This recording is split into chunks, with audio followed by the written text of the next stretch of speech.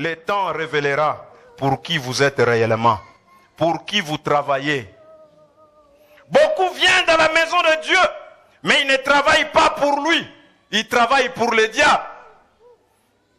C'est pourquoi ils viennent dans l'église avec des costumes, avec cravates, avec des grands sourires, pour détourner les pauvres sœurs en Christ qui sont là dans la recherche de Dieu. Et ils viennent pour les détourner. Ils ne travaillent pas pour Dieu, mais ils travaillent pour le diable. Laissant leurs femmes à la maison, ils viennent à l'église avec des sourires évangéliques, mais très dangereux. Et sans discernement, le Sœur se laisse. Il est vraiment spirituel. Surtout son sourire. Sourire évangélique. Il ne travaille pas pour Dieu. Le temps, l'heure n'est plus à tergiverser, frères et sœurs. À clocher des deux côtés, à servir d'un maître, vous devez vous positionner. Amen. Moïse s'est sûrement posé des questions par rapport à ce qui est arrivé à son peuple. Comment sont-ils arrivés jusque-là? N'avons-nous pas tous vu la main de Dieu en Égypte? Alors qu'on était dans la misère et dans la souffrance, n'est-il pas venu nous secourir? N'avons-nous pas tous traversé la mer Rouge à sec? Et devant nos yeux, Pharaon et toute son armée furent engloutis. Dans le désert, l'Éternel nous a nourris et protégés. Nous l'avons tous rencontré au mont Sinaï. Nous avons même traité une alliance avec lui. Il nous a donné ses paroles. Mais pourquoi ces veaux d'or? D'où vient la mondanité parmi nous? Cette superficialité de la foi. Le verset 29 nous révèle la cause de cela. Moïse dit, consacrez-vous aujourd'hui à l'Éternel, même en sacrifiant votre fils et votre frère, afin qu'il vous accorde aujourd'hui une bénédiction. Amen. Moïse réalise que ce peuple, malgré toutes les expériences qu'ils ont vécues avec Dieu, ils n'étaient pas consacrés totalement à Dieu. Ils n'étaient pas complètement consacrés, entièrement consacrés à Dieu. Ils étaient peut-être convertis, mais pas consacrés. Ainsi, il va lancer un appel à tous. Consacrez-vous aujourd'hui à l'Éternel, même en sacrifiant vos fils et votre frère, afin qu'il vous accorde aujourd'hui une bénédiction.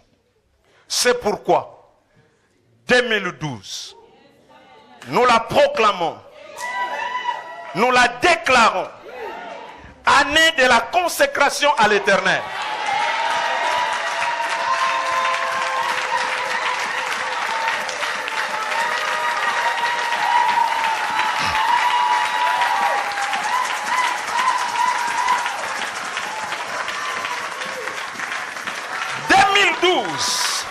Dieu exige, Dieu réclame la consécration de son peuple. Dites à votre voisin, consacrez-vous aujourd'hui à l'Éternel. 2012, Dieu ne veut plus un peuple chancelant, un peuple à double face. Il veut un peuple positionné, un peuple consacré totalement à lui, un peuple qui vit pour lui, qui ne danse que pour lui, qui ne chante que pour lui, qui ne fait tout que pour sa gloire et pour sa gloire seule. Il ne veut pas un peuple partagé de deux côtés, qui ne sait pas où se tenir. Il veut un peuple entièrement consacré. Il veut des familles entièrement consacrées.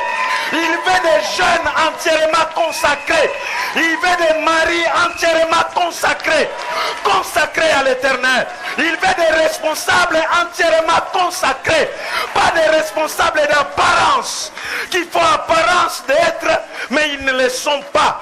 Dieu veut et tient, exige et demande la consécration de son peuple. 2012, année de consécration à l'Éternel.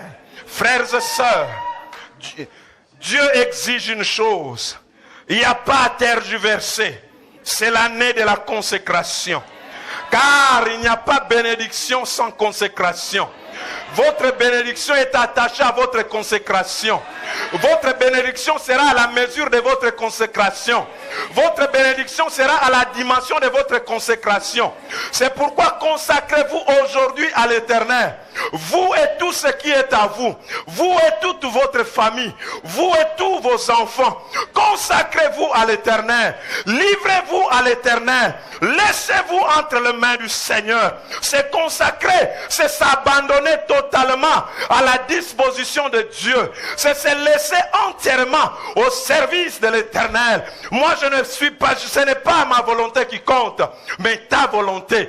Je ne veux pas regarder à mes ambitions, mais ce sont tes ambitions. Ce n'est pas ma vision qui compte, mais c'est ta vision. Je me dispose à toi. Et la Bible dit, consacrez-vous aujourd'hui à l'Éternel.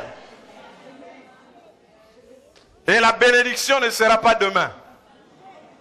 Si vous vous consacrez aujourd'hui à l'Éternel, la bénédiction sera aujourd'hui. Il dit enfin que aujourd'hui, que Dieu vous accorde aujourd'hui une bénédiction. Consacrez-vous aujourd'hui. N'attendez pas de recevoir aujourd'hui la bénédiction si vous ne vous êtes pas aujourd'hui consacré. Et si vous vous êtes consacré aujourd'hui, ne vous attendez pas à la bénédiction de Dieu demain. La bénédiction de Dieu sera aujourd'hui.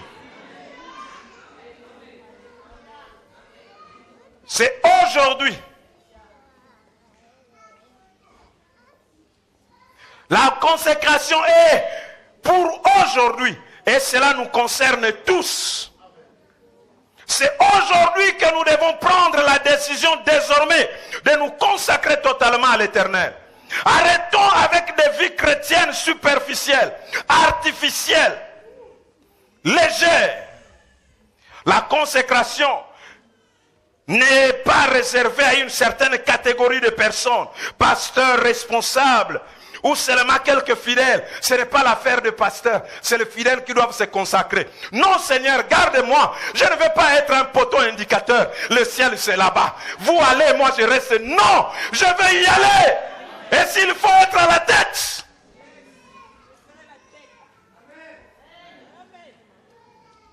La consécration pour tous.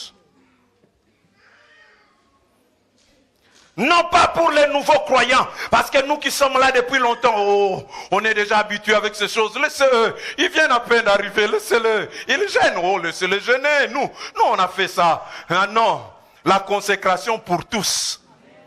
Amen. Non, la consécration, mon mari, ce n'est pas une histoire de vos femmes. Oh, ça c'est l'histoire des femmes, ça. La consécration, c'est pour tous. Parce que beaucoup de hommes, c'est aux femmes qui laissent, qu'eux ils gênent, qu'eux ils prient pour eux, et ils mangent, ils ne prient pas, mais ils attendent que le ciel opère quelque chose. Non. Tu veux la bénédiction, tous ensemble à genoux. Implorons cette bénédiction.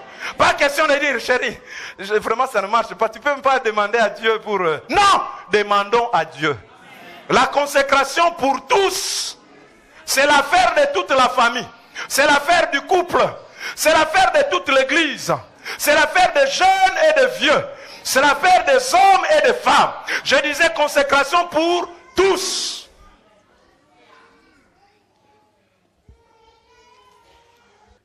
Et laissez-moi vous dire, il n'y a pas de bénédiction sans consécration. Consacrez-vous aujourd'hui à l'Éternel, même en sacrifiant vos fils et votre frère, afin qu'il vous accorde aujourd'hui une bénédiction. La consécration absolue à Dieu est la chose principale. La première condition pour obtenir la bénédiction divine dans toute sa plénitude, c'est d'être entièrement consacré à Dieu. Entièrement consacré à Dieu. Rien ne peut introduire la gloire de Dieu dans votre vie, sinon votre consécration totale au Seigneur. C'est le moyen par excellence, frères et sœurs, pour recevoir tout ce que Dieu nous a promis, la consécration. C'est le chemin pour parvenir à la grandeur, à la guérison et à la plénitude du Saint-Esprit, la consécration. C'est le canal pour recevoir la puissance d'annoncer l'évangile et de guérir les malades, la consécration. C'est la voie par laquelle le feu divin pénètre nos âmes, la consécration. La consécration, c'est la voie pour que le plan de Dieu s'accomplisse dans votre vie.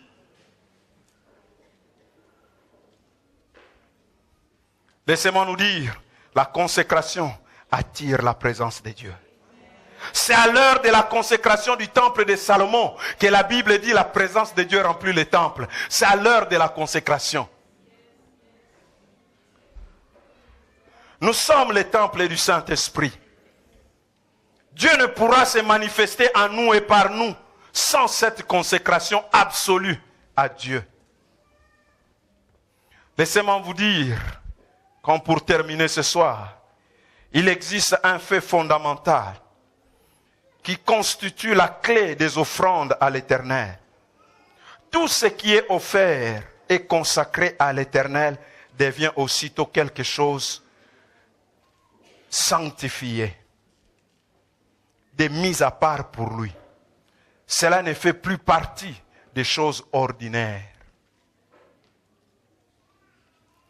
Tout ce qu'on consacrait à Dieu devenait quelque chose d'extraordinaire.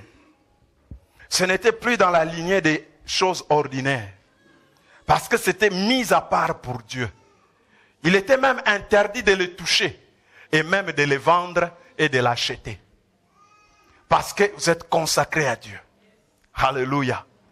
Quand vous vous consacrez à Dieu, vous consacrez votre vie, votre travail, toute votre famille à Dieu, frères et sœurs. Vous n'êtes plus à vendre. Vous n'êtes plus à acheter. Le diable n'a plus à vous réclamer. Vous n'êtes plus dans le marché du diable. Les maris de nuit n'ont plus le droit sur vous. Les femmes de nuit n'ont plus le droit sur vous. Oh, les démons, je ne sais pas, d'accompagnement, n'ont plus le droit de vous accompagner. Parce que vous, vous êtes mis à part entièrement pour Dieu. Vous devenez extraordinaire. Consacré à Dieu, le couteau ne passera pas par vous. Abraham avait préparé déjà les couteaux.